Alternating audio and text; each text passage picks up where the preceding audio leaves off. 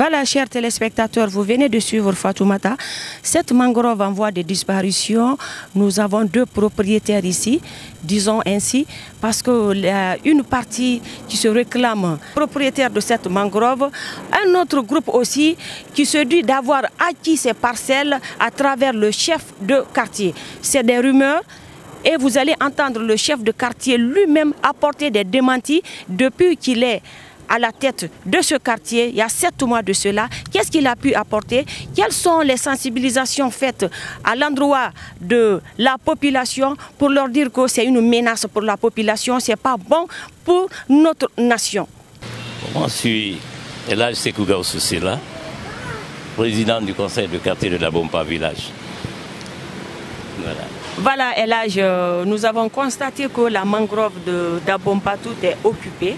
Et selon des rumeurs, je vais dire, malgré que ce n'est pas fondé, je reprends encore, on nous dit que vous êtes des personnes qui ont vendu cette mangrove, que vous faites partie des personnes qui ont vendu cette mangrove. Est-ce que c'est vrai? Je voudrais bien voir ces personnes-là qui disent que moi j'ai participé. Je suis là jusqu'à un semestre. Quelques mois, je suis là et je me suis mis à vendre comme si c'est du petit pain. Alors c'est pas évident, je souhaiterais vivement les rencontrer. Et moi, je voudrais tout simplement que je suis un agent assermenté du service de l'environnement. J'ai été directeur de l'environnement marin et côtier pendant des années. J'ai été directeur à plusieurs postes au niveau de l'environnement. L'environnement depuis la direction nationale jusqu'à la création du ministère. J'étais là, comme un des acteurs. Alors, je suis là aujourd'hui. Bon, ce qu'il faut retenir d'abord, l'importance de la mangrove, cette frange côtière, c'est... Si vous voyez des tsunamis qui viennent ravager des villes, on a vu en Malaisie et ailleurs, ils ont construit des hôtels, des sites balnéaires pour développer le tourisme. Mais très malheureusement, ils n'ont pas compris que c'était un barrage naturel que Dieu a mis là pour freiner les trains de vagues des tsunamis. Alors nous, on va couper ça à cause de l'habitation. À quoi ça va nous amener? La frange côtière, 100 mètres à partir des plus hautes eaux, selon les textes, c'est le domaine public maritime. Mais ici, parce que l'intéressé s'est dit coutumier, parce que son père faisait ou sa mère faisait le sel dans tel ou tel domaine, ainsi de suite, a dit nous sommes les coutumiers ici. Coutumier, mais pas dans le DPM. Si tu es coutumier, la forêt classée qui était là est venue et a trouvé ton petit village à côté, là ça marche. Mais tout ce qui est en DPM, il n'y a pas de problème de coutumier, à ce que je sache, que je reconnaisse. Alors moi, une seule personne, je voulais savoir, qui puisse témoigner devant n'importe quelle autorité, que moi je suis mêlé à une vente de terrain. Je ne sais même pas où sont ce terrain-là à vendre. Bon, c'est pas que Dabompa qui est assujetti à ça. En fait, c'est toute la frange côtière, depuis les pointes de Salatou, à Boké là-bas, jusqu'à, comme on appelle, à la frontière, promontoire du Cap Berga, je vais dire, de Boké, jusqu'à la pointe de Salatou en Sierra Leone, sur les 300 et quelques kilomètres de côte. C'est le domaine public maritime. Personne ne doit se dire propriétaire. Il y a beaucoup d'histoires que j'ai vécues lorsqu'on voulait construire à côté du palais du peuple. Il y avait une zone derrière le jardin 2 octobre. Il y avait une galerie forestière de mangroves qui a été enlevée. Mbemba était gouverneur. Je sais ce qui s'est passé là où il y a les buildings là, alignés. J'étais divisionnaire à l'époque. Je sais ce que j'ai fait, le combat que j'ai mené, tant dans l'administration environnementale que dans Guinée Écologie, auquel j'ai participé à la création. Donc ce n'est pas maintenant là, pendant ma retraite, c'est une période de repos, je vais vendre mes idées, ma technique à la nouvelle génération.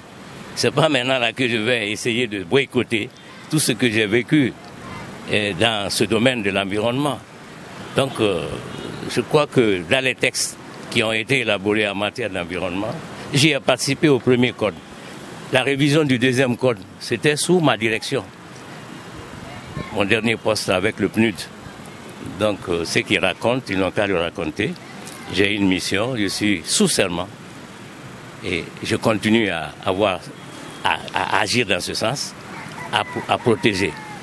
Techniquement, la frange côtière, je dirais que c'est le jardin d'enfants des poissons. Les poissons viennent pondre dans cette zone de mangrove. Si on les détruit, on perd le potentiel halieutique. Ils viennent pondre les œufs, les poissons commencent à grandir un moment, après ils retournent à haute mer, ils se développent. Je connais tout ça. J'essaie de bien fonder de cette mangrove. En cas de tsunami, des tremblements de terre et autres là, les rats de marée. C'est la barrière naturelle pour protéger les êtres vivants, les êtres humains. Alors peut-être quelqu'un qui ne le sait pas, je lui dis que je défie quiconque est prêt à se confronter à moi pour dire, mais ça fait partie de la vie. Et voilà. Alors là, je ne sais pas pour vous couper la parole, vous dites que vous êtes là il y a 7 mois. Est-ce que vous avez engagé une lutte, quoi que ce soit, pour freiner ce système-là? La lutte, c'est de veiller. Lorsque je vois, je freine, j'arrête. J'ai dit non. J'ai interdit, j'ai mis des barrières. Avec la progression des habitats, le village peut témoigner. Mais après tout, les gens viennent, ils cassent ces barrières et ils font ce qu'ils veulent. C'est pas facile. Je ne suis pas seul. Je ne suis même pas là que pour ça. Je suis là, c'est l'État. Le premier escalier de l'État. Je suis là pour veiller, connaissant les textes réglementaires. J'informe les autorités qui de droit. Donc il y a des gens, le développement, la nation se développe. Il y a des besoins qui peuvent se faire sentir. Les gens ont besoin de ceci ou de cela. Mais ce que je remarque dans notre village, ma première lettre s'était adressée au ministre de l'Environnement et madame la ministre de l'Habitat. Le village se développe au détriment de la communauté. Les gens viennent de n'importe où. Chacun vient, il gagne une parcelle, deux parcelles. Est-ce que vous avez eu une suite à votre requête? Pas encore, nous attendons. Mais cette fois-ci, c'était officialisé parce que les gens jouent dans la rue. Il n'y a pas de terrain de loisirs. Les gens doivent parcourir de Dabompa jusqu'à Kaloum. Le cimetière même a atteint sa capacité de charge. Donc voilà, c'était ça mes préoccupations. La lettre que j'ai envoyée à madame la ministre, c'était ça, expliquer que trop d'habitations, moins d'équipements collectifs, socio-éducatifs, il n'y a pas de lycée et autres. La mairie est saisie? La mairie est informée, la mairie a transmis à madame la gouverneure qui a transmis à l'autre. Mais j'attends, je suis patient, parce qu'il ne faut pas se jeter directement là-dedans comme ça. Alors, c'est pas facile de gérer notre administration, mais il faut aller avec, j'y suis habitué. Et c'est pas ces racontars-là que je viens d'ailleurs apprendre de vous, mais personne ne me l'a jamais dit. Vos messages? Mes messages, je voudrais inviter la jeunesse, les jeunes, les cadres de l'environnement à redoubler d'efforts. Ce n'est pas une mission facile. Au moment où je venais il y a 25 ans à Dabompa m'installer, je ne suis pas dans la frange côtière, mais là où je suis tout près pas très loin de la mer. Mais aujourd'hui, je peux dire qu'il y a même un quartier entre moi et la mer. Ça veut dire que la progression est exponentielle. Donc, il faut ralentir parce que l'importance de la mangrove, c'est ce que je viens de noter. Et il faut qu'on se donne la main pour garantir l'avenir de la génération future. Ainsi prend fin notre émission. Merci de l'avoir suivi. À bientôt. Ici au micro, Fatmata Ba et Mabint Ismaila Silla. Au cadrage, Ibrahim Tofani Silla. Merci.